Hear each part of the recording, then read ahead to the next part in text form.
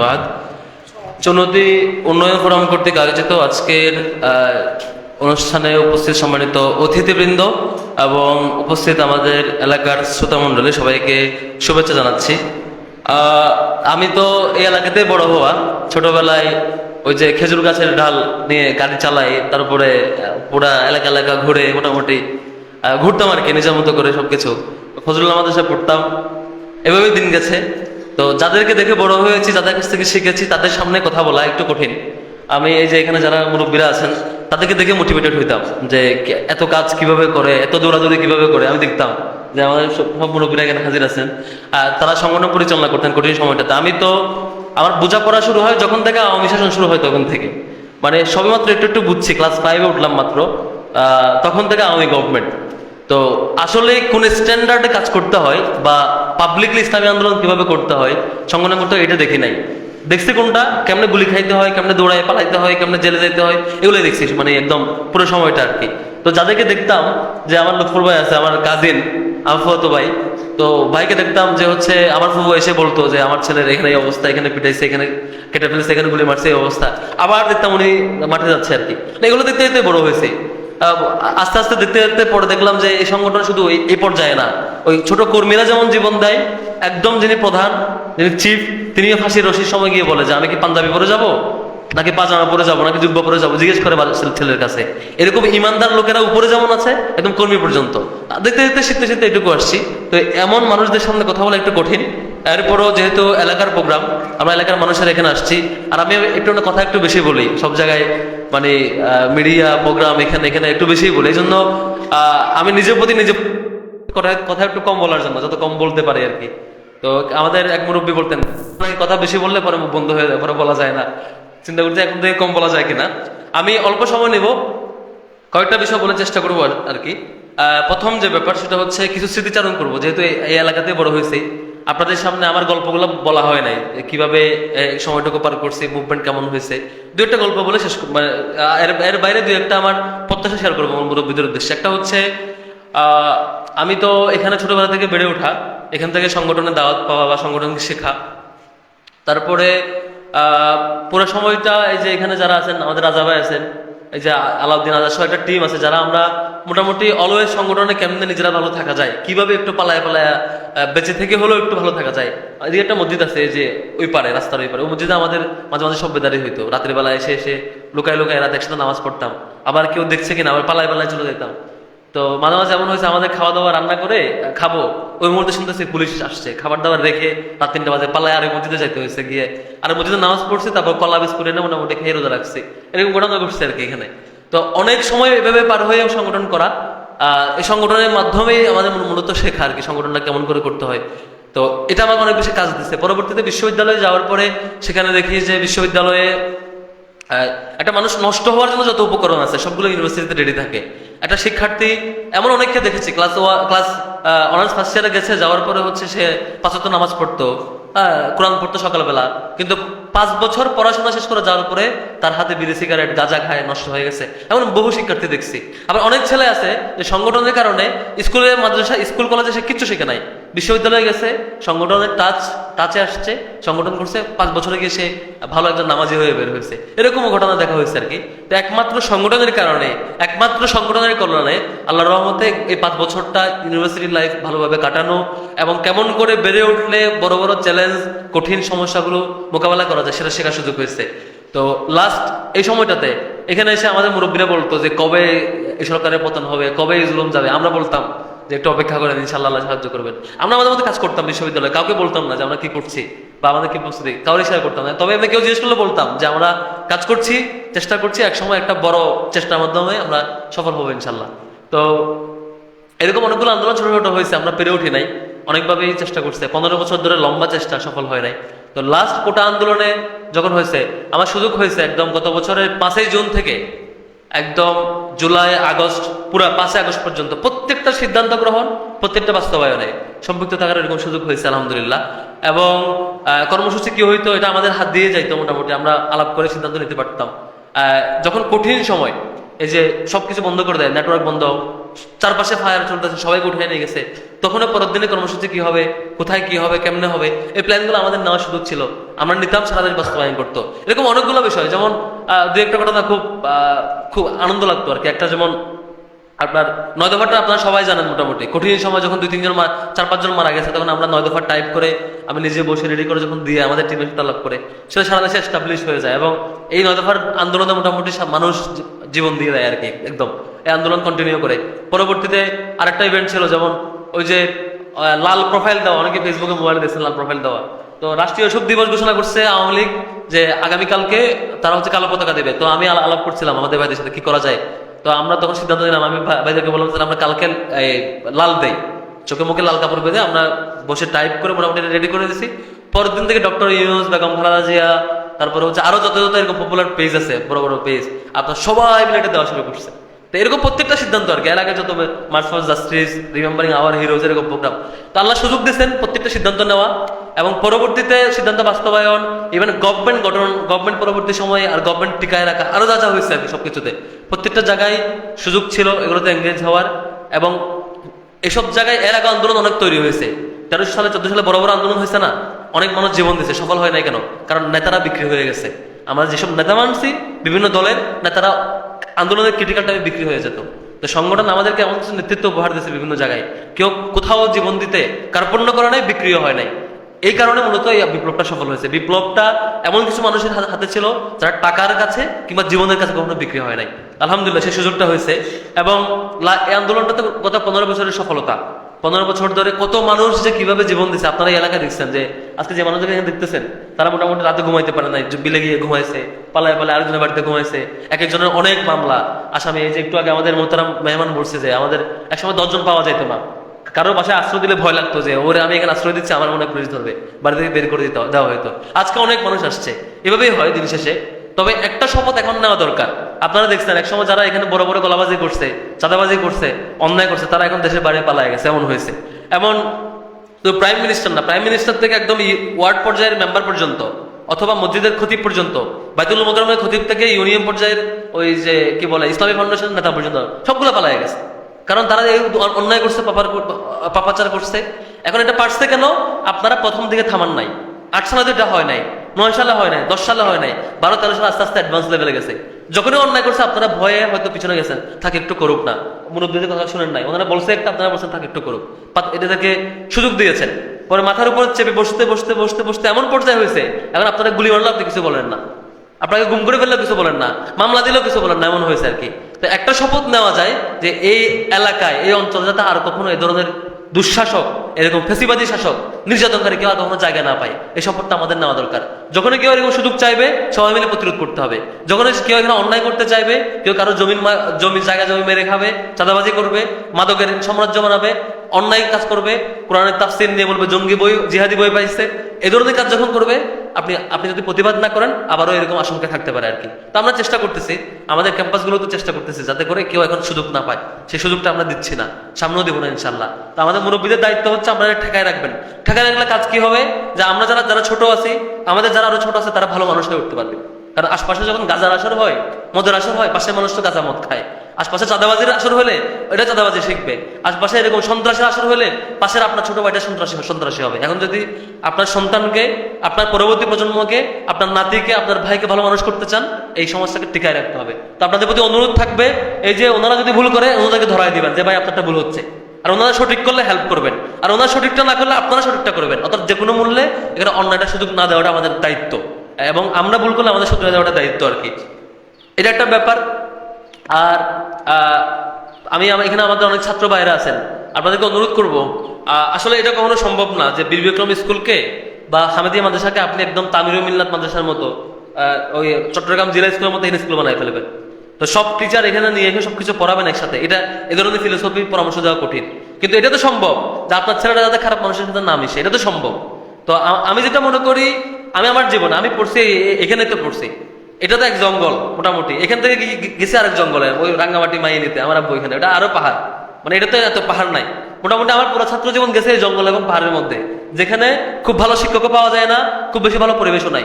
তাও আমি পড়াশোনা কোথায় পাইছি? পাইছি আমার সংগঠন থেকে, কারণ আমাকে সংগঠন দেখাইছে যে তোমার এখন পড়তে হবে। আমার একদিন ফাঁকি দিলে আমার দায়িত্বশীল এসে ধরতো, তুমি পড়াশোনা করছো না কেন? ক্লাস 8 পরীক্ষা শেষ, 1.5 মাস সময় আছে, 1.5 মাস পরে বলতেছে ভাইয়া তোমাকে তো এখন সময় নষ্ট করা যাবে না, তোমাকে কম্পিউটার শিখতে হবে। ক্লাস 10 পরীক্ষা শেষ, এসএসসি পরীক্ষা, দাখিলি পরীক্ষা শেষ হওয়ার পরে 3 মাস সময়, 3 মাস সময় বলতেছে তোমাকে এখন আরবি শিখতে হবে, ইংরেজি শিখতে হবে, এটা শিখতে হবে, তোমাকে ভর্তি হবে। আমার দায়িত্বশীল আমাকে কখনো ছাড়ে নাই। আলিম পরীক্ষা শেষ, বলছেন ইউনিভার্সিটি যাওয়া লাগবে, ঢাকা বিশ্ববিদ্যালয়ে কেমনে যেতে হয় আমিও জানি না, আমার বাপেও জানে না, আমার আত্মীয় স্বজন কেউ জানে না, আমি যাবো কেমনে? আমাকে শিখেছে আমার সংগঠন। বিশ্ববিদ্যালয়ে যাবো, যাওয়ার পর ইউনিভার্সিটিতে কেমনে চলবো? আমার আব্বুর পক্ষে এটা পসিবল না। আমার আব্বু এক মাদ্রাসার শিক্ষক, আমার আব্বু আমাকে বলছে যে হচ্ছে বাবা আমি তোমার টাকা দিতে পারবো, এটুকু আমি পারবো, আর একটা জিনিস পারবো দোয়া করতে পারবো, আর কিছু আমি জানি না, এই দুটো আমি পারবো। দোয়া লাগলে আমার বলবো, টাকা লাগলে আমার বলবো। এখন দোয়া টাকা তো সবাই দিতে পারে ভাই, আপনার দরকার কেমনে যাবেন, কোথায় যাবেন, কার কাছ থেকে হেল্প নেবেন, কোন ধাপের পর কোন ধাপে যাবেন, সেটা সাহায্য চাওয়া, সেটা আমাকে একমাত্র একটা প্ল্যাটফর্ম থেকে পাইছি, সেটা সংগঠন। এই সংগঠন ছাড়া এটা কখনোই পসিবল না। তো আপনাদের আমি মুরব্বীদেরকে অনুরোধ করবো, আপনার সন্তান, আপনার আশপাশে নাতি পুতি আরো যা যা আছে, চেষ্টা করবেন শিবিরে একটু কানেক্ট করে দেওয়া। যদি শিবিরের দায়িত্ব শুরু করেন তারা ধরাই দিবেন, এই তোমাকে তো আমার বাচ্চাকে দিয়েছিলাম, সে এখনো বই পড়ে না কেন? আবার ধরবেন, তোমাকে তো আমি দিয়েছিলাম, সে নামাজ পড়ে না কেন? দায়িত্বশীলরা ধরবেন। দায়িত্বশীল না পারলে খবর আছে। দায়িত্বশীলের দায়িত্ব হইলো এই এলাকার সবাইকে তার নামাজ, তার পড়াশোনা, তার সবকিছু নিশ্চিত করা। দায়িত্বশীল না পারলে তাকে ধরবেন। যে দায়িত্বশীলরা এখানে বসে আছেন, যে আমাদের দায়িত্বশীলরা আছেন এখানে, তো যদি না পায় তাদেরকে ধরবেন। আর আপনার কাছে হলো শিবির কোথায় আছে তাকে খুঁজে বের করা, তাকে ধরে নিয়ে এসে ওই যে মসজিদের ইমাম সাহেবকে মুরগি জবাই করে খাওয়ান না, তো এক বেলা প্রয়োজন করে কম খাওয়াবেন, তারা ধরে নিয়ে এসে খাওয়াবেন, খাওয়াই বলবেন এই যে খাওয়াইলাম এটা এমনি তোমাকে আপ্যায়ন করছি, কিন্তু তোমার দায়িত্ব হচ্ছে যে আমার ছেলে পেলে তুমি লালন পালন করে বড় করা। আমি যেটা বিশ্বাস করি, দেখেন আমি খুব একটা সত্যি কথা বলি, সেটা হচ্ছে আপনি এখানকার একজন উস্তাদ দিয়ে, শিক্ষক দিয়ে একটা ছেলেকে 5 থেকে 8 পর্যন্ত তারা মানুষ করতে পারবেন, কিন্তু এর পরে যদি আপনি তারা চিটাং পাঠান, ক্লাস 10 পরে চিটাং পাঠান, তারা দেখবে কে?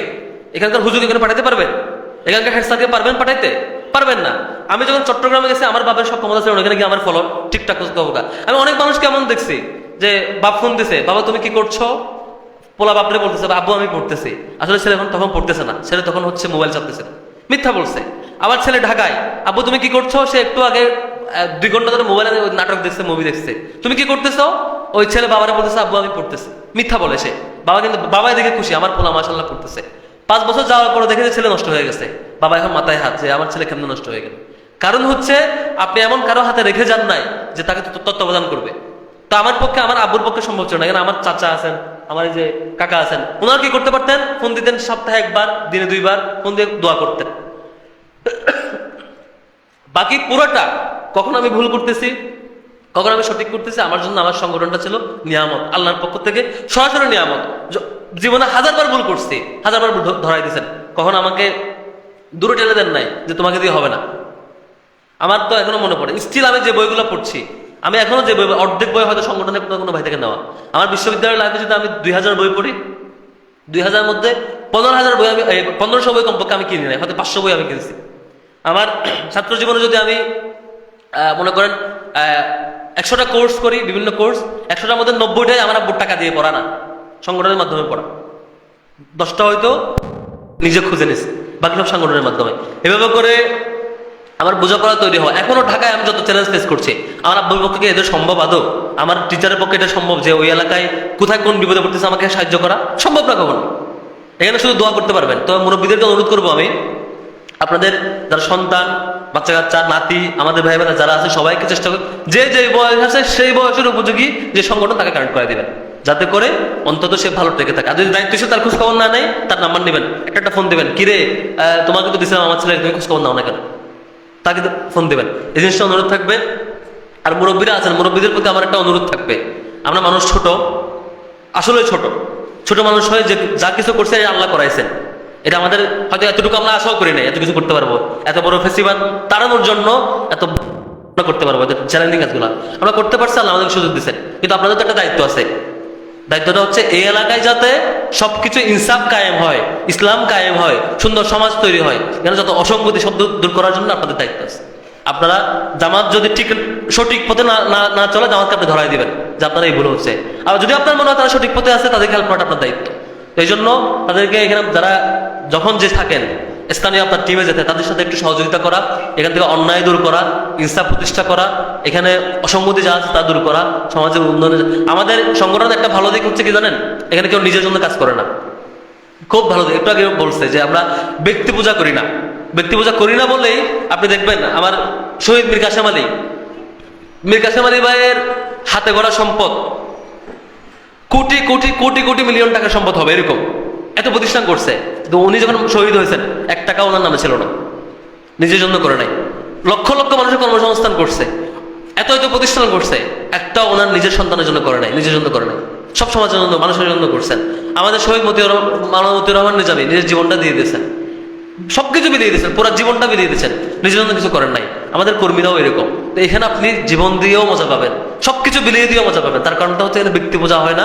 আর যদি কেউ করে তাকে থামাবেন, যদি কেউ কোথাও করে ব্যক্তি পূজা, গ্রুপিং আর কিছু করে, সেটা থামানোটা আপনার দায়িত্ব। তো আপনাদের প্রতি অনুরোধ থাকবো, আমার বেশি অনুরোধ হচ্ছে মুরব্বীদের প্রতি, আল্লাহর ওয়াস্তে বিশ্বাস করেন, সমাজটা আপনাদের। তারা যদি আপনার বাচ্চাদের মানুষ করতে পারেন, সে একসময় সমাজটা চালাবে। আর আমরা কয়েকটা ভুল করি কি জানেন, আপনি মনে করেন আপনার ছেলে আপনার বাড়ির আপনার রুমের সামনে বসে থাকলে সে ভালো থাকবে, আপনি মনে করেন আপনি রুমে পাহারা দিয়ে থাকলে ভালো থাকবে, কিন্তু আপনি জানেন না যে কোথাও কোথাও পাঠায় দিতে হয়, কোথাও কোথাও দিয়ে দিতে হয়, যেখান থেকে সে শিখবে। আমি আমার পুরো জীবনে যেমন আমি যখন ঢাকায় যাই, আমার ফ্যামিলি জানে যে আমি কোথায় থাকি, আমি কি কি করছি। আমার আব্বু, আমার ফ্যামিলি মেম্বার্স এত ভয় পায় নাই, জানতো যে ওর যদি প্রমাণ পায় ওকে মারা ফেলবে।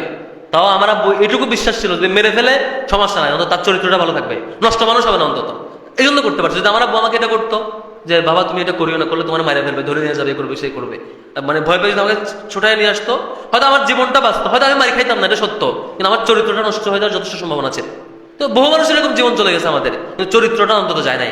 আর বহু মানুষের এমন দেখছি, আল্লাহ ঘরের দুলার, বাবার একমাত্র সন্তান, তাকে পালতে হবে, তাকে বড় করতে হবে, তাকে ওইখানে যাও না, ওইখানে যাও না, এটা খারাপ, ওইটা খারাপ, এখানে গেলে পুলিশ মারবে, ধরবে, এই ভয়ে তার জীবনও গেছে, চরিত্র গেছে, সবকিছু গেছে। তো আপনাদের প্রতি অনুরোধ থাকবে, এই ভয়টা পাবেন না অন্তত। এই আমার পুরো সাংগঠনিক জীবনটাই গেছে মানে কঠিন সময় আর কি। যে কোনো টাইমে এই সম্ভাবনা ছিল আমাদের চোখের সামনে, হয়তো যে মানুষগুলো গেছে সেভাবে চলে যেতে পারতাম, এটা একদম স্বাভাবিক সম্ভাবনা। আর স্বাভাবিকভাবে ইসলামের জন্য যখন আপনি প্রস্তুত থাকবেন, জীবনটা আল্লাহর জন্য সঁপে দেবেন, আপনার হারানোর কিছু থাকবে না, তখন দেখবেন আপনার সবকিছু আরাম লাগতেছে আর কি, কোনো ভয় নাই, ক্রাইসিস নাই। কারণ আপনার তো আসলে আপনি প্রস্তুত যে আমি মরে গেলেও সমস্যা নাই। তো এই প্রস্তুতিটা নিজের সন্তানের জন্য। আমি আমার আব্বুর একমাত্র ছেলে, আর কোনো ছেলে নাই আমার আব্বুর, আমরা 1 ভাই 1 বোন, আরেকটা ছেলে আছে, তো সরি আরেকটা মেয়ে আছে, 1 ভাই 1 বোন। তো আব্বু চাইলে বলতে পারতেন যে আমার একমাত্র ছেলে, যে কঠিন সময়ে এমন হয়েছে যে আন্দোলনের সময় আমার আব্বু 3-4 বার স্ট্রোক করে মানে শুয়ে পড়ে আছে, মানে এরপর আমাকে নিষেধ করে নাই যে তুমি এগুলো করিও না বা আন্দোলন কন্টিনিউ করিও না, একবারও নিষেধ করে নাই। নিষেধ করতে পারতো যে বাবা এগুলো করার দরকার নাই তোমার, আমি অথচ আমি পরে খোঁজ নিয়ে দেখি আমার হাসপাতালে কয়েকবার মানে টেনশনে বেহুশ হয়ে পড়েছিল, এরকম অনেকবার হয়েছে, তাও নিষেধ করে নাই। এই জিনিসটা আপনাদের মধ্যে আমি অনুরোধ করবো যে সন্তানকে ভালোবাসেন, ইসলামের জন্য তাকে তৈরি করেন, সন্তানকে আপনার চোখের সামনে সুস্থ শরীর নিয়ে থাকবে এই জন্য ভালোবাসবেন, এবং এটা যাতে না হয় আর কি। তো আপনাদের প্রতি আমি কথা শেষ করব, আমি শুধুমাত্র মুরব্বীদের প্রতি অনুরোধ থাকবে আমার, আপনারা যদি প্রস্তুত থাকেন, আপনারা যদি রেডি রাখেন আপনার সন্তানকে, পরবর্তী প্রজন্মকে, আমার বিশ্বাস এখান থেকে আরো বহু মানুষ তৈরি হবে যারা এই দেশটাকে চালাবে, বা এখান থেকে বহু মানুষ তৈরি হবে যারা এই রাষ্ট্রটাকে চালাবে। আমি 5 তারিখের পর থেকে বাংলাদেশের গভর্নমেন্টের এমন কোনো স্টেজ নাই যেখানে আমার অ্যাক্সেস বা বোঝার সুযোগ হয় নাই। একদম প্রত্যেকটা জিনিস কেমনে হয়, কোত্থেকে সিদ্ধান্ত হয়, কিভাবে বাস্তবায়ন হয়, সব নারী বলি সব চেনার সুযোগ হয়েছে। যেটা দেখে যা বুঝলাম, সমাজ পরিচালনার জন্য এত মানুষ লাগে না, কাজের 4-5 জন মানুষ তৈরি হলে এনাফ, 2-3 জন মানুষ তৈরি হলে পুরো পৃথিবী পরিচালনা করা সম্ভব। তো এখান থেকে সে মানুষটা তৈরি করবেন। এটা মনে করিয়েন না যে আপনার কাছে টাকা নাই, পয়সা নাই, ভালো স্কুল নাই, এটা দিয়ে হবে না। আমার আব্বুর বেতন ছিল 15,000 টাকা মাসে, 15,000 টাকা রিক্সাওয়ালা কামায়, আর বেশি কামায়। তো আমার আব্বুর কাছ থেকে আমি ছোটবেলায় হয়তো যেটুকু পাঞ্জাবি, মানে যেটুকু ড্রেস, 2টা পাঞ্জাবি, একটা পায়জামা, 2টা লুঙ্গি, এটুকু আমার, এগুলোই আমি অভ্যস্ত ছিলাম ছোটবেলা থেকে। আর কখনো আমার কাছে এমন মনে হয় না যে আমি যেটা বিশ্বাস করি, সিরিয়াসলি বিলিভ করি, তো আমার আব্বু আমাকে মানুষের জন্য দিয়ে দিয়েছেন একেবারে, যে তুমি শিখো, কাজ করো, পড়তে থাকো, আর নিজেও নিজে যা কিছু ছিল মানুষের জন্য দিয়ে দিয়েছেন, আল্লাহর কাছে দিয়ে দিয়েছেন, আল্লাহ বাকিটা আমাকে হেল্প করছেন। এবং আমি যদি এখন বাকি সময়টা আমি স্বার্থপর হই, আবার বিপদে পড়বো। আমি স্বার্থপর না হয় আল্লাহর পথে থাকি, আল্লাহ আমাকে হেল্প করবেন। তো মুরব্বীদের প্রতি অনুরোধ থাকবো, আপনাদের প্রত্যেকের হাতে অনেকগুলো রত্ন আছে, রত্ন। আপনার একটা সন্তান, সেটা রত্ন। আপনার একটা নাতিপুতি আছে, সেটা আপনার রত্ন। যে রত্নটা আছে সেটাকে সমাজের জন্য তৈরি করে দিন, আল্লাহর কাছে সঁপে দিন, আল্লাহকে দিয়ে দিন, আল্লাহ তাকে তৈরি করবে ইনশাআল্লাহ। আর আমাদের কাজ হচ্ছে সমাজটাকে তৈরি করা, আগামী একটা কঠিন সময় আসতেছে, নির্বাচনের টাইম, তার আগে আরো সময় আসতেছে। এই সময়টা পর্যন্ত নিজেকে প্রস্তুত করেন, অন্তত যে হায়াতটা আছে সেই হায়াতের মধ্যে একটু রিভিউ করা দরকার যে আমি কি আদৌ ইসলামের জন্য নিজেকে তৈরি করেছি, শুধুমাত্র নামাজের জন্য কি আমি সীমাবদ্ধ। আমাদের মাওলানা মওদুদী খুব সুন্দর করে একটা উদাহরণ দিচ্ছেন, যে হচ্ছে নামাজটা হলো একটা রিমাইন্ডার, যে দিনে ফজরে একবার আপনারা স্মরণ করাই দেয় সারা রাত কি করছিল একটু স্মরণ করো, আবার দুপুর পর্যন্ত কি করবো একটু পরিকল্পনা করো, দুপুরে আবার স্মরণ করাই দেয় জোহর, ফজর থেকে জোহর পর্যন্ত কি করছো, জোহরটা হচ্ছে ওই অ্যালার্মের মতো, মোবাইল অ্যালার্ম পর্যন্ত অ্যালার্মের মতো, যে এতক্ষণ কি করছি সামনে কি করবো, আসার সময় আবারও সেম রিমাইন্ডার, বারবার রিমাইন্ডার দেয় সারাদিন কি করছেন। এখন প্রশ্ন হইল আমি কি আমার ইসলামটা শুধু নামাজের মধ্যে রাখছি, নাকি নামাজ কি কি স্মরণ করা যায় সেটা ফলো করছি। তো পূর্ণাঙ্গ ইসলাম বুঝতে হইলে কোরআনে কি কি বলছে সেটা বোঝা দরকার। আর আমি কোরআন এত কষ্ট করে বুঝে তফসির পড়া সেই বয়স আমার নাও থাকতে পারে, কিন্তু সংগঠন আপনাকে সিলেবাস তৈরি করে দিয়েছে, সংগঠন আপনাকে ভালো লেকচার তৈরি করে দিয়েছে, সংগঠন আপনাকে আপনি যে পর্যায়ের মানুষ সেই পর্যায়ের কন্টেন্ট তৈরি করে দিয়েছে, বইপত্র, আলোচনা, ছোট ছোট প্রোগ্রাম, যেখানে ইসলাম আসলেই আপনার পারিবারিক জীবন, ব্যক্তি জীবন, সাংগঠনিক জীবন, রাজনৈতিক জীবন, অর্থনৈতিক জীবন, সব জীবনে ইসলামটা কেমন হতে পারে সেটা শিখাই দিবে। এই জন্য আপনার মতো করে সংগঠনকে বোঝার সুযোগ তৈরি করা দরকার। আমার মনে হয় এই সমাজটাকে আমরা এখানে যে মানুষগুলো আছি, এই মানুষগুলো তৈরি থাকলে এই অঞ্চলটা এখান থেকে ইসলামকে কেউ সরাই ফেলবে, সংগঠনকে কেউ সরাই ফেলবে। আমরা যে অবস্থায় পড়ছিলাম, আমার এখনো মানে ভয় লাগে, রাজা ভাই জানে আমরা নামাজ পড়বো একটা মসজিদে রাতের বেলা, আমাদেরকে পালায় এখান থেকে একটা মসজিদে যাওয়া লাগছে, আমরা একসাথে সেহরি করবো, খাবার রেখে দিয়ে পালাইতে হয়েছে। আমরা আসলে এরকম স্থিতি আর চাই না আর কি। তো আপনাদের কাছে অনুরোধ থাকবে আপনাদের পরবর্তী প্রজন্মের জন্য একটা ভালো জিনিস রেডি করে দিয়ে যান, এখান থেকে আমরা আরো মানুষ তৈরি করবো ইনশাল্লাহ। আমার দিক থেকে হেল্প করার সুযোগ আছে। এখানে যদি কোনো শিক্ষার্থী পড়াশোনার ক্রাইসিসে থাকে, বেতন দিতে পারে না, বা হচ্ছে ইউনিভার্সিটিতে যাবে, কোনো ভালো প্রতিষ্ঠানে পড়তে হবে, দেশের বাইরে যাবে, আমার সাথে একটু কানেক্ট করাই দিবেন। আমার দিক থেকে যে কোনো উচ্চশিক্ষা যে কোনো পর্যায়ে সহযোগিতা করার সেই সুযোগটা আছে, আমি আমার দিক থেকে সহযোগিতা করবো ইনশাল্লাহ। আল্লাহ রাব্বুল আলামিন আমাদের মাওলানা দেলোয়ার হোসেন সাঈদীর ফাঁসির রায় দিন, যেভাবে আপনার জীবন দেওয়ার জন্য মাঠে নেমে গেছিলেন, তো এটা মাঠে নামছেন, তো প্রতিদিন যাতে আমাদের কাছে মাওলানা দেলোয়ার হোসেন সাঈদী যে সমাজের জন্য জীবন দিয়ে দিয়েছেন, সেই সমাজটা আমরা কায়েম করতে পারি, সেই সমাজের জন্য আমরা প্রস্তুত থাকতে পারি। আল্লাহ রাব্বুল আলামিন সেই আমাদের তৌফিক দিক, এবং আমাদের এখানকার মোহতারাম মেহমানরা দীর্ঘদিন যে সংগ্রাম করছে, সেই সংগ্রামের কাঙ্ক্ষিত সমাজ আমরা এখান থেকে ইনশাল্লাহ, সেটার স্লোগান, সেই নেতৃত্ব এই অঞ্চল থেকে চাই ইনশাল্লাহ। আমরা পারবো ইনশাল্লাহ, আমাদের কবুল করবো। আমার তৌফিক ইল্লা বিল্লাহ। আসসালামু আলাইকুম।